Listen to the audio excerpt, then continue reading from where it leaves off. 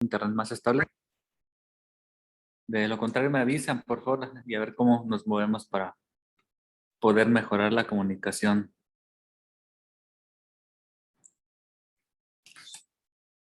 Sí, doctor. Muy bien.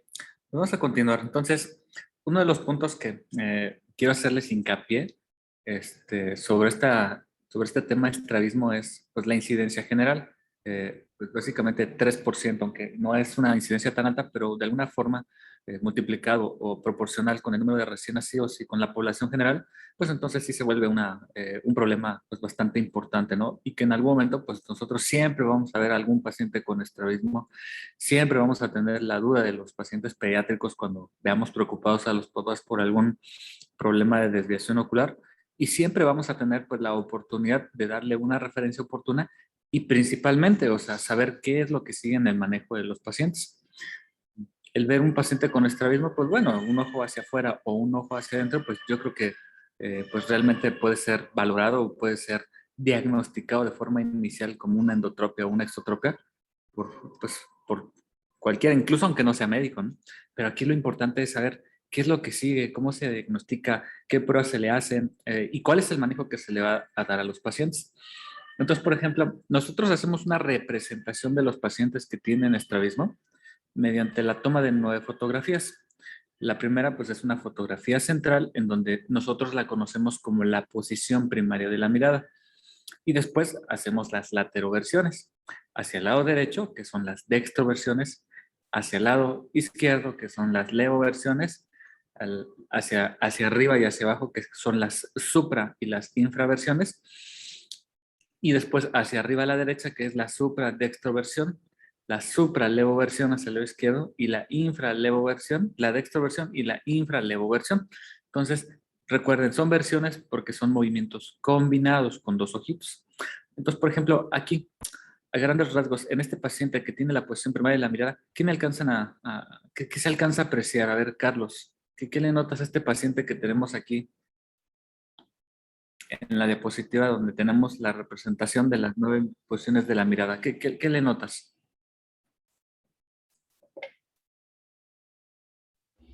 Tiene una...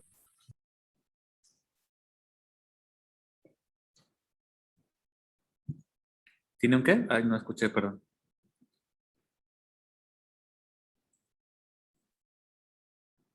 O alguien que le ayude ahí a Carlos a ver qué le nota. O sea, aquí lo que queremos ver es básicamente su apreciación, porque el estrabismo es de apreciación. Que si hay una desviación más evidente de un ojo Una- que en el Se otro. hace fuerza al mirar hacia el lado contrario. Ok, recuerden, esta fotografía central es la posición primaria de la mirada. Aquí nosotros le decimos al paciente que vea hacia el frente, que vea un objeto, que vea una letra, que vea, pues no sé si es en el caso de un paciente pediátrico que ya coopera, pues que incluso vea algún muñeco o algún estímulo en el que pues tenga la posición central, la posición y la mirada hacia el frente, que es la posición primaria. Entonces, aquí no está haciendo ningún esfuerzo en la fotografía central. Entonces, ¿qué me podrían describir? Recuerden que habíamos hablado de que la forma de valorarlos es a través de lanzar un estímulo luminoso para ver el reflejo corneal. Los Entonces, reflejos no se ven, bueno, no se ve justo en el centro y en el... exactamente. se Entonces, ve- tiene una desviación de este reflejo hacia, Hacia adentro. ¿Sería una endotropia? bueno, si es una endotropia, pero si ustedes aprecian aquí el ojo izquierdo, este es el ojo derecho, este es el ojo izquierdo. En el ojo izquierdo, el reflejo está exactamente en el centro de la pupila y aquí no. ¿Sí? Aquí el reflejo va a dar hacia el lado temporal de la córnea por una desviación de la pupila hacia la parte de adentro. Entonces, pues es un paciente que efectivamente tiene una endotropia. Entonces, desde aquí, pues básicamente ya podemos clasificar al paciente con qué tipo de estrabismo es. Entonces, aquí es un paciente que tiene una endotropia. Ahora lo que sigue, pues básicamente es ver cómo está el resto de los componentes musculares.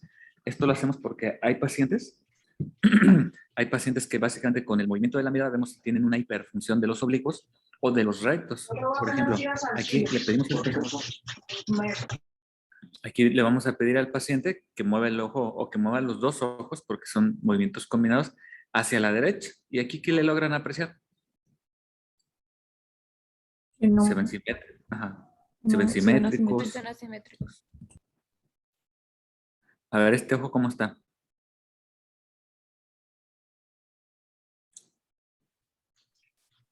El izquierdo está más hacia adentro, ¿no? El izquierdo, exactamente, o sea, más bien no llega con la misma fuerza y hacia o sea, pues básicamente en la misma proporción que el uno comparado con el otro. Entonces aquí hay una limitación. ¿Cómo se llama este movimiento cuando el ojo va hacia afuera? ¿Aducción o abducción? Entonces este pacientito va a tener una limitación para la abducción, ¿sí? Y si nos vamos hacia el otro ojo, bueno, más bien hacia el otro lado, pues al revés, ¿no?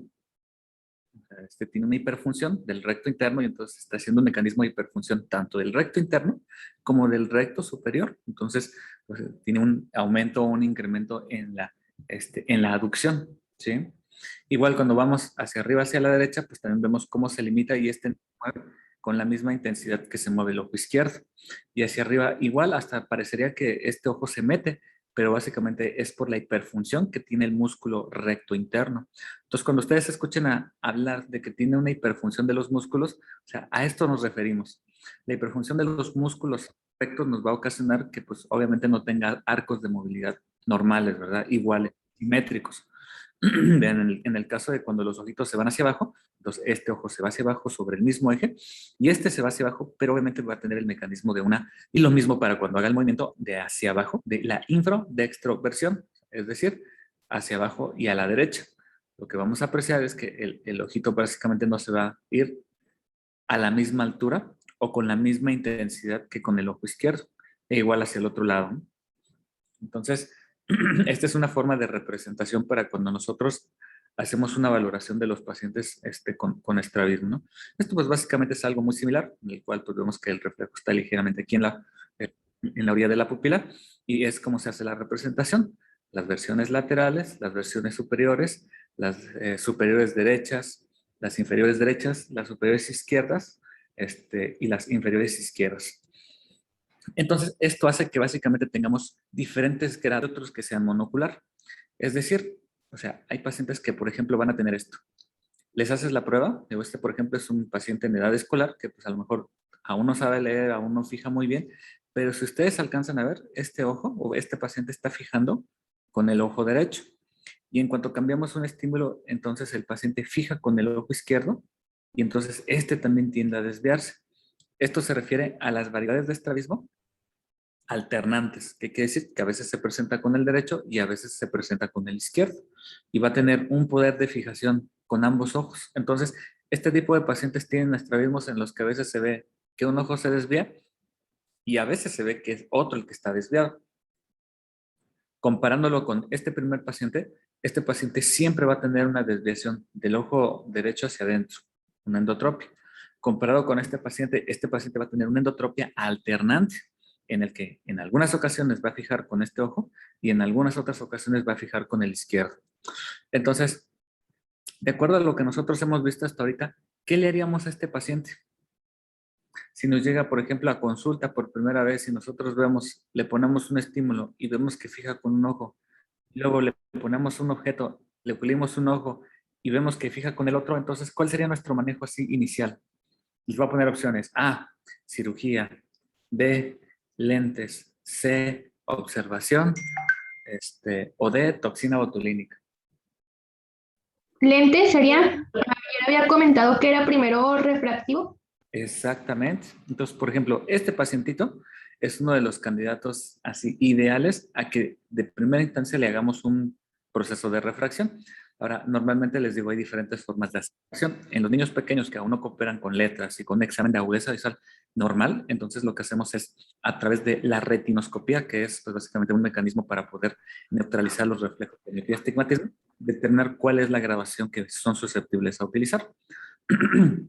Y esto es lo que hace que, por ejemplo, haya pacientes adultos que tienen manifestaciones de este tipo y que pues de repente pues ellos tampoco se traten. O a veces son pacientes que toda la vida se han corregido con lentes y entonces cuando dejan de usarlos pues van a tener el mismo mecanismo en el que hay alternancia o no hay alternancia. Entonces, de acuerdo a la edad de inicio, es antes de los 6 meses de edad y el otro es adquirido. Entonces, normalmente el adquirido es cuando ya pasaron un tiempo en el que tuvieron un desarrollo visual aparentemente normal y presentan la desviación. Ahora, las desviaciones pueden ser horizontales, como veíamos, ya sea hacia adentro o hacia afuera. Puede haber desviaciones verticales, ahorita vamos a ver unos ejemplos de la o la hiperdesviación, y también puede haber torsionales, ya sea cuando hace movimientos de un lado hacia el otro, puede haber alteraciones en los movimientos torsionales o combinados, que es cuando tienen pues algunos de los síndromes más frecuentes como Brown, Duane, etc. Ahorita vamos a ver una diapositiva de eso. Entonces, la clasificación del estrabismo es muy sencilla. La primera es primarios. Y si hay primarios, pues entonces hay secundarios, ¿sí? Y después siguen los estrabismos especiales y luego siguen los estrabismos paralíticos. Dentro de los estrabismos primarios van a representar prácticamente el 85 a 90% de la mayoría de los estrabismos, ¿sí? Dentro de los primarios hay una subclasificación, que son las endotropias, que son los ojos hacia adentro, y esto nos va a representar hasta el 65 o 70%, las exotropias, que son el 21%, y el resto, que corresponden entre el 15 y 17%, son las desviaciones disociadas, que es una combinación de movimientos. Esos ahorita más o menos los vamos a ver. Se los voy a mencionar únicamente.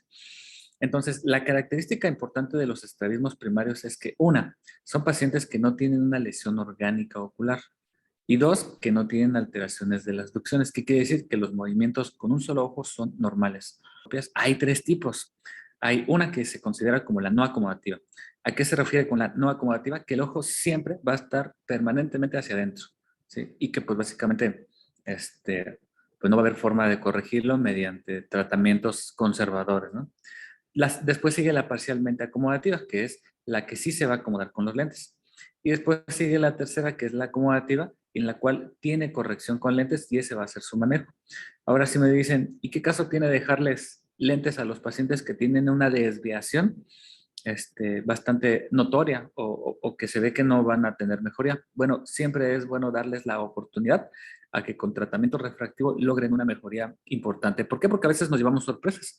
Tenemos pacientes que tienen desviaciones bastante grandes y con lentes y el paso del tiempo logran una acomodación muy buena. De hecho, normalmente debemos tener ciertos criterios clínicos en base a la medición de las desviaciones para poder determinar si un paciente se queda con lentes o se considera que los lentes no son un tratamiento corrector y se tienen mejor que operar o someter a otro tratamiento. Aquí, por ejemplo, este pacientito, bueno, estos pacientitos son esos ejemplos de las endotropias, ¿no? Pero no, este no era el ejemplo que les quería poner. Por ejemplo, vean este pacientito. Son lentes que, por ejemplo, ustedes notan que se les coloca y de repente el reflejo se vuelve central. Entonces, aquí, cuando nosotros hacemos una prueba con graduación y ponemos los lentes y logramos una acomodación de este tipo, entonces se considera que el paciente es susceptible de ser si descompensa o no a través del tiempo. Normalmente los pacientes que acuden a valoración y se les saca la graduación, les damos oportunidad de que los usen durante 6 meses. Si en 6 meses el paciente viene y continúa estable, continúa centrado y la mayor parte del tiempo se mantiene así, entonces el manejo va a ser con el sistema de anteojos. Si el paciente viene y a los 6 meses nos dicen los papás, o nosotros incluso alcanzamos a verlo, que a pesar del uso de los lentes, el ojo se sigue desviando, entonces lo vamos a considerar como una endotropia parcialmente acomodativa, como la que está aquí, o 2, no acomodativa. Entonces, este tipo de pacientes sí van a requerir, dependiendo de la edad, cirugía o toxina botulínica, que es nuestra siguiente línea de tratamiento. Ahora, aquí le ponemos toxina botulínica regularmente a los que son muy pequeños, porque obviamente ellos todavía se encuentran en la etapa de maduración y que de alguna forma nos puede favorecer más la disminución de la convergencia tónica que nos van a ejercer los músculos o el poder de los músculos y que hacen que el ojo se vaya hacia adentro. Entonces, si el paciente viene y corrige con lentes, ese es su tratamiento. Si el paciente continúa con el seguimiento y tiene periodos en los que la desviación se vuelve a presentar y se presenta la mayor parte del tiempo, entonces se considera como una endotropia parcialmente acomodativa y si la desviación es arriba de 15 dioptrías, entonces hay que operarlo, ¿sí? Ahora, ¿a qué se refiere con intermitente o constante? Pues a esto, que de repente tú haces la exploración clínica y encuentras el reflejo pupilar en la orilla, porque el ojo tiene una desviación hacia afuera o hacia adentro. Entonces, parcialmente o una desviación intermitente se va a referir a que en ocasiones el paciente tiene la desviación y en ocasiones no. Este, por ejemplo, es uno de los casos también más frecuentes de exotropias primarias, que son las exotropias. Recuerden que las exotropias son el segundo tipo más frecuente y nos van a representar hasta el 21%. Estas son las que se presentan como intermitentes o constantes. Y entonces cuando nosotros vemos a los pacientes, pues a veces vienen con el ojito hacia afuera y a veces el paciente está normal. Entonces, ¿aquí de qué va a depender que nosotros le ofrezcamos tratamiento? Bueno, pues todos los estrabismos requieren tratamiento refractivo. A todos hay que corregirlos con lentes. Si el paciente tiene, aquí vamos a depender mucho de la cooperación de los papás, porque necesitamos que ellos nos digan si con los lentes, la mayor parte del tiempo del paciente se encuentra con la mirada central. Para un tratamiento quirúrgico en los pacientes que tienen exotropias, son que tengan una desviación la mayor parte del tiempo, aún con el uso constante y continuo de la corrección, ¿sí? Si el paciente con lentes se mantiene el 99% del tiempo con los ojos centrales y la mirada central, pues entonces básicamente ese va a ser el manejo. Otra de las indicaciones es que el paciente vea 20-20 y pues no tenga necesidad de ello, sí, es donde tenemos indicado realizar el tratamiento quirúrgico. Y después siguen las desviaciones disociadas, que prácticamente son parte de los estrabismos primarios. ¿A qué se refiere las desviaciones disociadas? Pues aquí hay movimientos fuera de lo normal y que pueden ser combinados. A veces son horizontales y a veces son verticales. Pero a la hora de generar las pruebas de oclusión-desoclusión, pues realmente no nos arrojan mayor dato, se centra. Entonces, normalmente estas desviaciones solamente se presentan cuando el paciente está muy cansado, o hay veces que hay quienes la tienen de forma permanente, pero si está compensada, pues entonces no hay que hacer tampoco mucho. Son pacientes que solamente tienen que seguir o deben llevar un seguimiento para ver que no tengan trastornos refractivos y en caso de tenerlos, corregirlos. Después siguen los estrabismos especiales.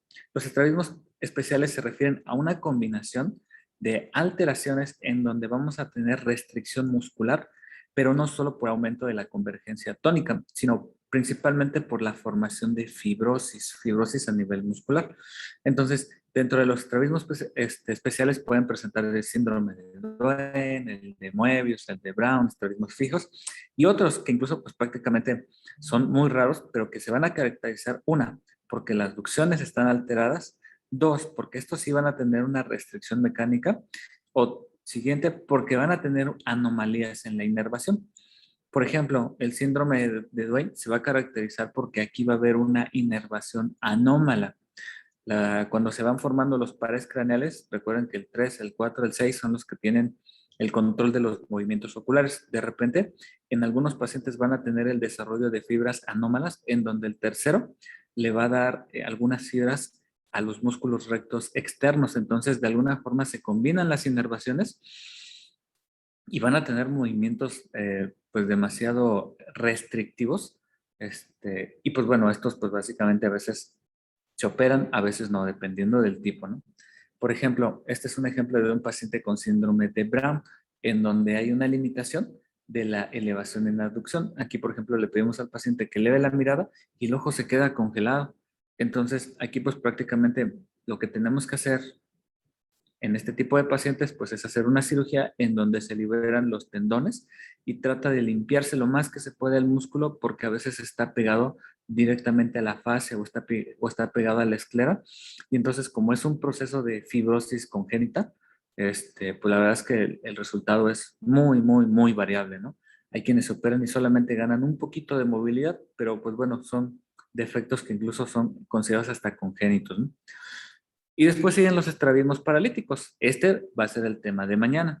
Las parálisis del tercero, cuarto y sexto par craneal. Estos realmente son los más sencillos, después de las endotropias y exotropias, por las características que tiene con las afecciones directamente en los pares craneales.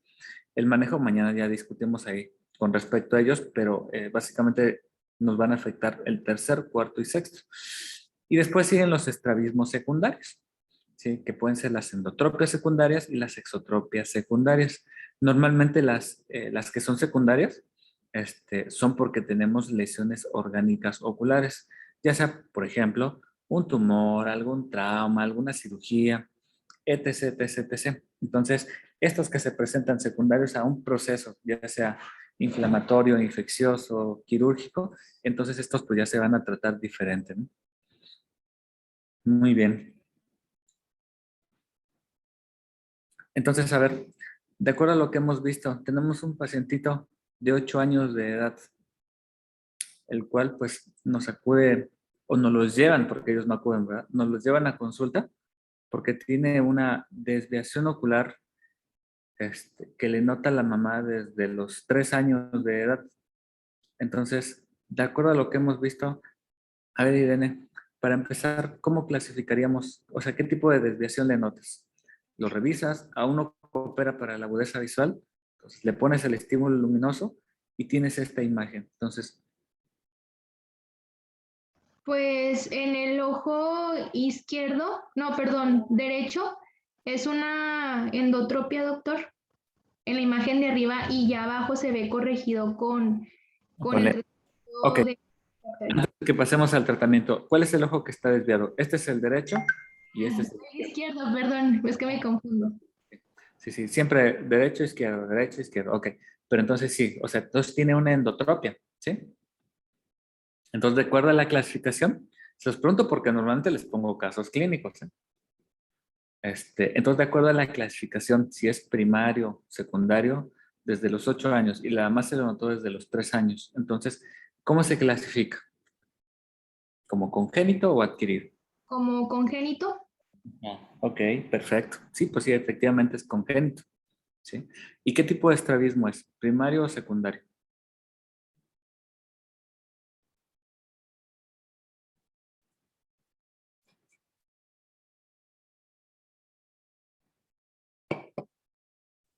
A ver, alguien ayude. A ver, José. José Pablo Ibarra. Sería primario, ¿no? Un estrabismo primario, ajá, correcto, porque él no está teniendo ningún antecedente.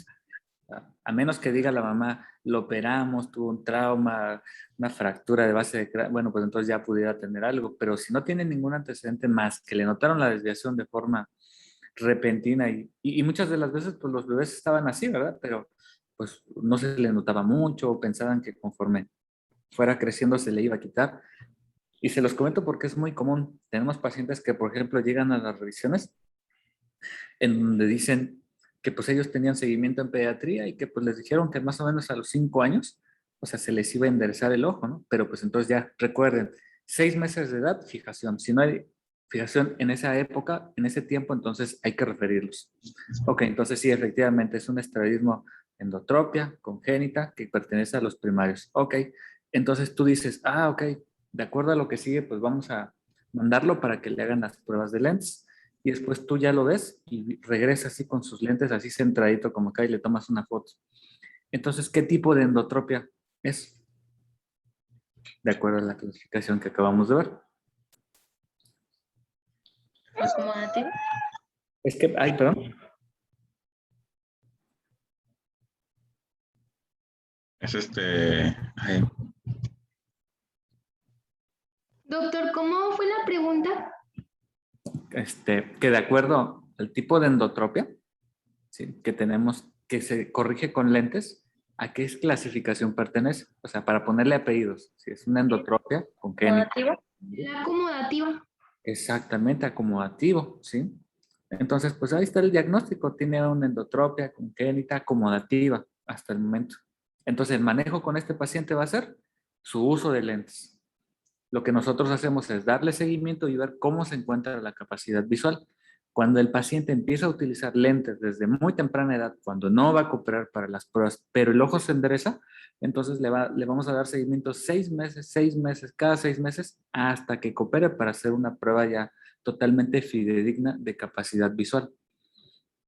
Porque recuerden que pues el ojo va a tener un proceso de maduración y cuando nacen, pues los bebés normalmente tienen una agudeza visual aproximadamente de 20/400 o a veces hasta menos y conforme van creciendo, pues van desarrollando y van madurando esa vía visual. ¿A qué edad los pacientes deben de ver 20/20?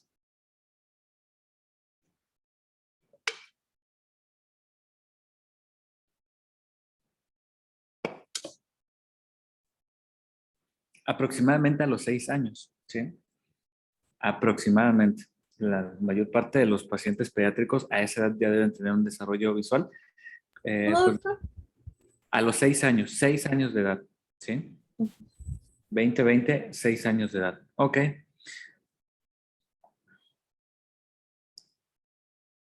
Oh, bueno, muy bien. Hasta aquí. ¿Alguna duda, alguna pregunta, algún comentario?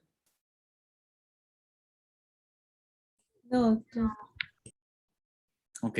¿Y si el paciente llegara y estuviera descompensado como aquí? Entonces, ¿cuál es el manejo a seguir? Toxina botulinum. Sí, puede ser toxina. Aquí sí depende de la edad. ¿Quirúrgico? De 8 años ya, la toxina a veces ya no les hace nada. ¿Sería quirúrgico? Pero sí, ya es muy probable que sea quirúrgico. Sí. Si es un bebé o menos de 3 años de edad, la toxina les da muy buen resultado. Entonces, normalmente, si es un pacientito así pediátrico pequeño, lo que sigue es la toxina. Pero si ya es un niño de 6 o 7 años y no hay una buena acomodación, entonces lo que sigue es operar, ¿sí? Ahora, ¿qué les hacemos en la cirugía? Pues cortamos el músculo. Aquí no les metí nada quirúrgico, porque la verdad es que pues, no les voy a preguntar nada quirúrgico, pero lo que hacemos es cortar el músculo recto interno, liberarlo y ponerlo, insertarlo más atrás para hacer que este ojo se libere. Aquí la parte quirúrgica no es otra cosa más que algo mecánico. Si este está muy apretado, lo cortamos, lo liberamos, lo colocamos más atrás y con esto el ojo va a tener la tendencia a enderezarse. Y por supuesto, lo refractivo es lo más importante. Si no hay tratamiento correctivo, ese ojo sí va a desarrollar ambliopía. La ambliopía, que es una pérdida de la capacidad para desarrollar adecuadamente las vías visuales, y entonces va a tener secuelas permanentes de mala agudeza visual. Entonces, por eso lo refractivo es lo principal en este tipo de pacientes. Si lo quieres corregir ya cuando es adulto, pues bueno, sí lo vas a corregir de forma momentánea, ¿verdad? Pero como la capacidad visual de ese ojo va a ser mala, entonces este ojo va a tener la tendencia a que como no ve, otra vez haga un proceso de desviación, porque pierde, no está en un estado funcional. Entonces, normalmente, pues si no hay un estado funcional adecuado, pues entonces este ojo va a tender a suprimir y a dejar de ver, y el ojo que va a hacer todo, pues es el ojo izquierdo en este caso. Muy bien. ¿Alguna otra cosa? ¿Duda, pregunta, comentario? No, doctor. No. Todo bien. Doctor, Bien. el estrabismo, ¿cuánto porcentaje podría tener por si se hereda de padres? O sea, normalmente las estadísticas nos dicen que hasta 3% de los pacientes lo pueden desarrollar en cualquiera de sus variedades. Obviamente estamos hablando de los primarios, que son los congénitos, que son las endotropias, las exotropias, o las DVDs, que son las disecciones verticales disociadas. Entonces, el 3% de los pacientes es lo que está descrito que lo pueden desarrollar. Ujú. Gracias. Sí, sí, sí. ¿Alguien? ¿Alguna otra cosa? Muy bien. Bueno, para mañana, estrabismos paralíticos. ¿Qué es lo que nos interesa más? Bueno, algo de por qué se presentan. Sí, normalmente las causas, así, etiologías pueden ser, mañana las vemos, pero pueden ser traumáticas, metabólicas, tumorales, inflamatorias, etc., etc., etc. Pero a nivel de lo que es oftalmología, pues una de las que más nos interesa y las que más comúnmente vamos a ver, pues son las de origen metabólico, ¿no? Y traumático, por supuesto, que es como nuestro grueso de pacientes que hacen este tipo de estrabismos. Entonces, lo que nos interesa conocer de ahí es, una, ¿por qué se presentan? Dos, ¿qué es lo que vamos a encontrar en la exploración? Tres, el manejo, ¿sí? El manejo de este tipo de pacientes. Porque una diplopia o una pérdida del paralelismo de los ejes visuales en un bebé, el bebé no lo va a notar. Pero una pérdida del paralelismo en un adulto es incapacitante. Un paciente que amanece y ve doble no puede hacer nada. Y depende de cómo vea doble, ¿verdad? Porque la diplopia puede ser horizontal y vertical. Entonces de ahí pues va a variar el manejo. Pero normalmente cuando es algo agudo, al paciente se le dificulta hacer todo, todo, todo, todo. Tiene que parcharse un ojo pues para que prácticamente pueda caminar. De lo contrario, ve dos escaleras, dos relieves 2, todo. Entonces es muy complicado así tener una vida normal con este tipo de sintomatología. Entonces, el manejo, sí. Vamos a hacer mucho hincapié en qué es lo que vamos a hacer y qué es lo que vamos a hacer desde el punto de vista como atención primaria, o sea, como médicos generales, ¿verdad? Muy bien.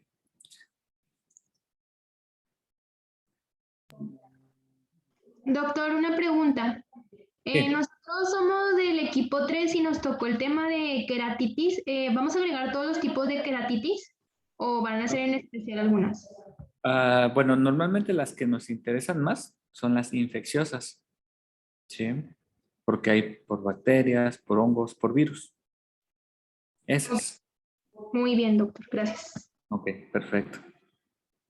Igual para que sepamos manejo, cómo se dan los antibióticos, y pues prácticamente los casos así especiales, ¿no? Las manifestaciones clínicas y pues bueno, ya algunas cosas que vamos a ir tocando ahí. Ok.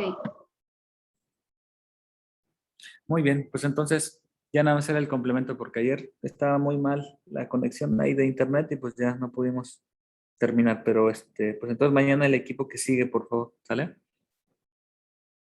Sí, doctor. Sí, doctor. Vemos. Hasta mañana. Doctor. Mañana, doctor.